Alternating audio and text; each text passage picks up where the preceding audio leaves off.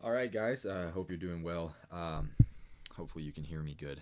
I, ooh, I really hope you guys can hear me good. Anyway, we're talking about like a revolutionary, you know, revolutionary technology in medicine specifically, or in that helped revolutionize the medical field. And I wanted to talk about anesthesia, and more specifically, twilight anesthesia. Um, I guess to start, let's talk about the history of anesthesia. I guess just very rough. I don't know too well, but they started to be able to do unconscious procedures right around 1850 or so with stuff like ether, or even like chloroform, before they kind of discovered that it was bad for you know everything, like, but especially stuff like the heart. um, and then following that, maybe late 1800s to early 1900s or so, they started to figure out you could use nitrous oxide for minor procedures. I guess you could use like local anesthetics, like cocaine, for example, or Novocaine was synthesized then. Um, Intravenous anesthesia still wasn't developed at this point. By the early 1900s, it was still just like a inhaled agent, some kind of volatile agent. And then by the, I would say, 30s or 40s, off the top of my head, they started to use barbiturates like thiopental. Um, it was used, intravenously to knock patients out before their sedation, for their procedure. Um, it was kind of like it was revolutionary in that regard, and it could be controlled a little bit better. Maybe not so early on to its initial synthesis, but as they began to mess with it more, I think that they figured out how to control it better. And then I would say maybe about from the 50s or 60s or so on is when we've really, as a society, kind of gotten a much better grasp. I mean, it's still such an elementary grasp, but we've gotten a much better grasp on anesthesia, with things like midazolam or Versed, if you've ever had that, or fentanyl. I believe was synthesized in the 60s. You know, Many things. Propofol, another one. All intravenous meds that work very well and can be controlled, and are very commonplace in surgery centers, or hospitals, or anywhere. But getting to the actual assignment, I guess, um, we kind of talked about how it was developed and how it was made. And then obviously the reason it was developed was to try to limit pain and anxiety and everything that came with doing surgeries without the induction of anesthesia, of course. um, Not only that, but the precision of the surgeries was greatly hindered by that, so that's another thing to talk about there. um, but the broader, I guess, revolutionary impact on modern society was it kind of allowed for outpatient medicine, and it made routine procedures a lot faster and cheaper and more accessible for people, and it shifted the structure of clinical care by enabling large volumes of minor surgeries to be done without a full OR team, and people holding people down, and it really culturally contributed to the rise of like cosmetic and elective procedures as well. um, Especially in today's age, as things like that become more normal. um, it does get interesting when you consider the line between conscious and unconscious anesthesia, or twilight anesthesia, it's referred to sometimes as.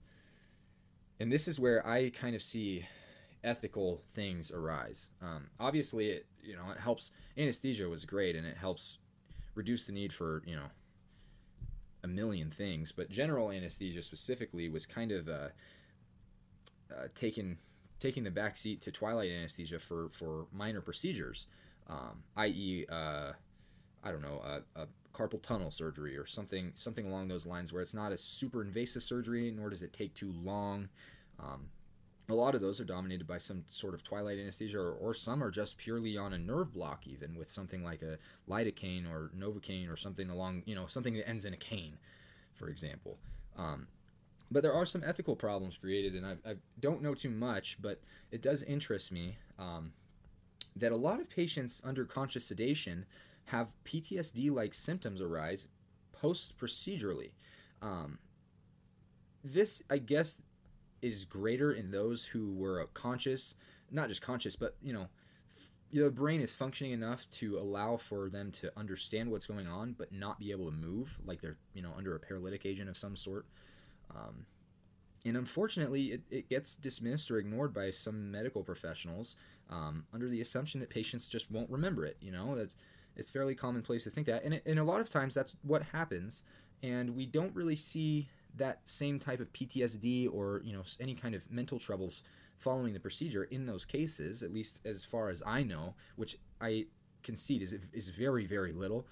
So I just want to get that out there. But I would say informed consent is kind of questionable when patients aren't really entirely informed of what twilight anesthesia involves, like the possibility of partial awareness or trauma that they might endure or that they might carry with them for a long time. And this does impact future procedures that they need to get done, that they might not choose to get done, all kinds of things like that. I mean, we can go on for days about it. It's just theoretical at the end of the day.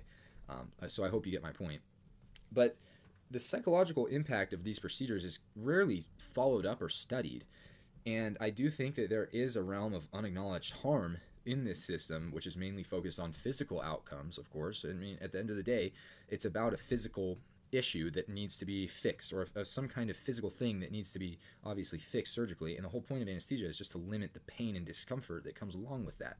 So as we get, our practices fine-tuned, I think that we should start to study how can we actually limit these effects, and how can we potentially find links to, okay, this type of medicine maybe, or I'm just throwing ideas out there, like this type of medicine or this type of procedure specifically, i.e. a tonsillectomy, which not necessarily directly relates to anesthesia, let's say, but it's the procedure or the medicine, or is it this genetic interaction, or is it some strange thing that goes on here?